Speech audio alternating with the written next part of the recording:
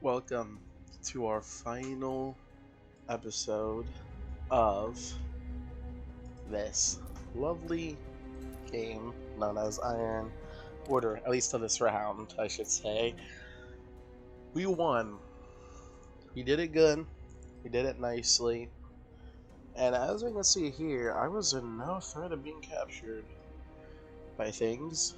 The English Republic would have captured Najat, because there's a scout mech on there.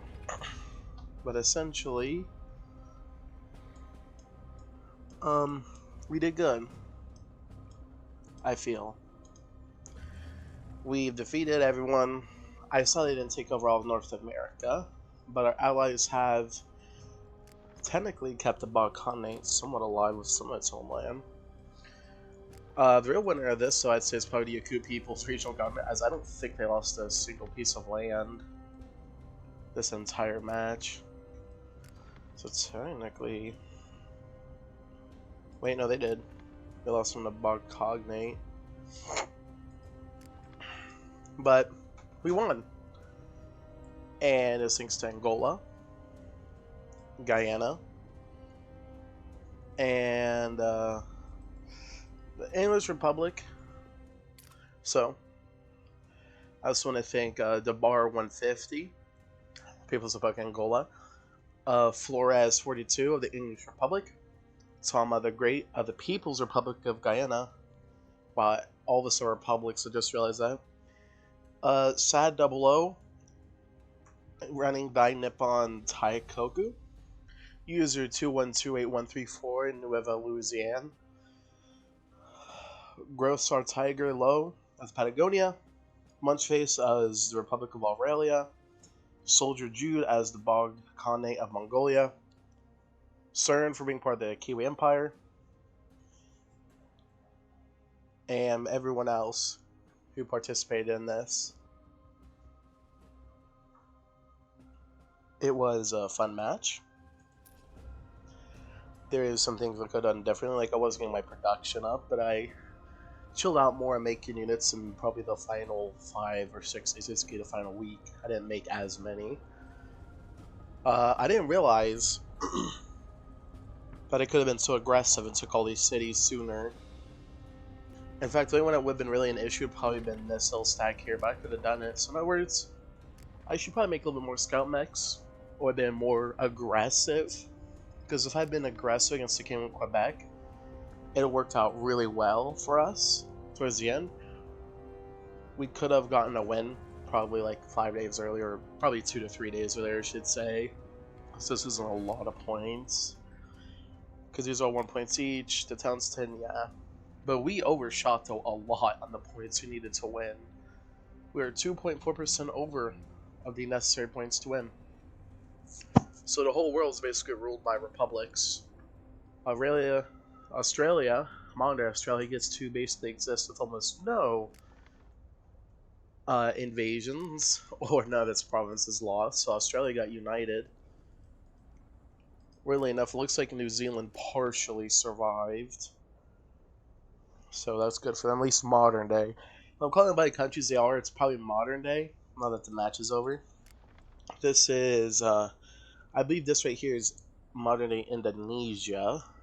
Yeah. This is all the stuff like, Vietnam, Korea, all that. I want to say Cambodia, but I forgot if that's over here. I'm pretty sure that's over in, somewhere around here. I forgot if Cambodia is in Asia, or like basically Eastern Asia, like right here next to Vietnam, if it's on Eastern Africa. I need to brush up on my geography. Yeah, Dynap and Taikoku, nice. So basically, part of Russia lived, because Yaku, I'm assuming, was owned by Russia, at least one of the areas owned by Russia. Dynap on one of the fragments of Japan, I believe, because House of Japan. Yeah, modern day Japan. Right here is North and South Korea, but it is all under one banner as part of Dynap and Taikoku. Sri Lanka's right here. I believe, is this independent of Modern Day India? It is, at least in this game it is. Or I guess the Spice Kings also lived here too, I believe, earlier. Don't really know much about them. Anyway, that's gonna be it for this Nine Order series. We are closing out a new chapter, and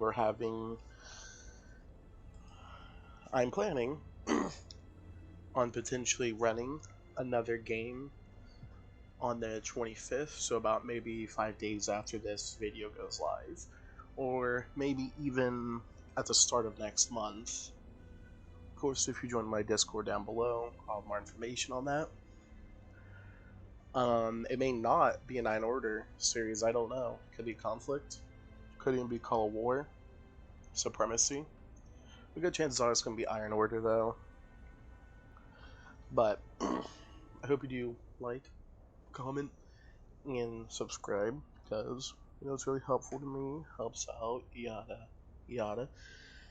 And yeah, we have successfully won another game. I've basically been somewhat carried. I believe I think it's good. I did pull my weight as good as I can, because again, I am a casual player of this game. I'm not a pro or an expert by any means.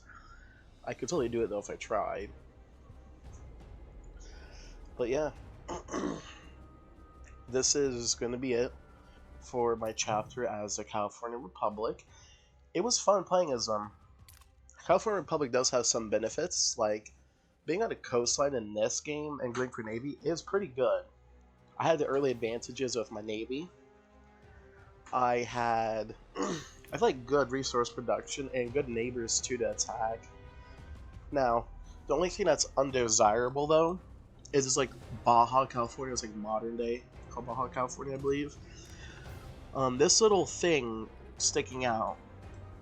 This is basically a little bit of a weakness with the California Republic, because enemies can push up here and take it, or they could legit push all the way up here and basically take any of these lands from this little canal, which is why you kind of have to lock it down a little bit, because if you don't pay attention to it, someone could, for example, go here into Catavina and then immediately push for San Diego from the south immediately.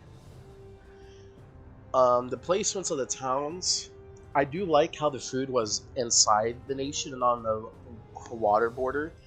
I don't like, however, how the steel is like basically protruding out of the south like this, because this is definitely the hardest city. If I was attacked, it would have been the hardest to defend, because I would have to push through a mountain range, 2 deserts, and then another. What is this? I don't think that's a mountain range. I think that's just hills and stuff. Either way,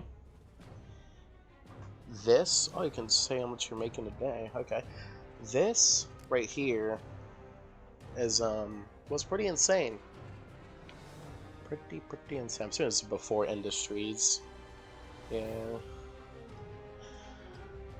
But LA and San Diego together like this, it's perfect for a general defense. In fact, people have to go by San Diego first, which means if you have good artillery, you could lock down Los Angeles and not really lose your research. But yeah, I think this is a satisfactory match. I'm happy with the results. One thing that is a little bit worrying though, in my opinion, is the fact that Cascadia has a border right with you with a town on it, which is an advantage and disadvantage. Advantage because he has to go through the desert or mountains, which takes a while.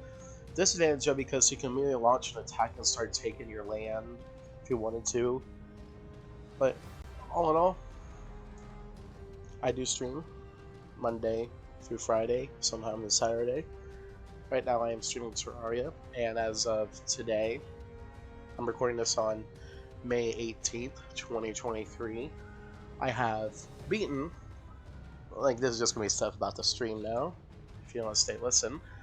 Terraria, we have now beaten Slime King, I have Cthulhu, the Brain of Cthulhu, and the Queen Bee.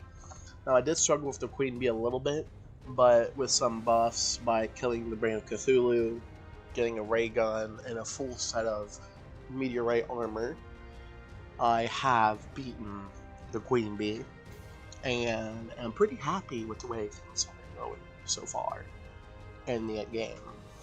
Now, next up, which could be done before this video comes out, I could potentially have Skeletron and maybe even the Wall of Flesh defeated. I am planning, by the time this comes out, this will be 2 days later.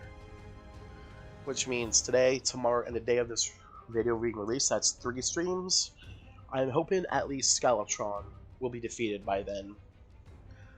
I have the Golfer, the Tavern Keep, the Goblin Tinkerer, the Merchant, the Zoologist, the Druid, no, the Dryad, because there's no Druid, Nurse, and basically what else I can think of. I do have Party Girl too. We have multiple places set up. Pretty fun. Anyway, enough going on about my tour experiences. Hope you have a good one. I'll see you on the next one in probably 1 to 2 weeks from now. Bye!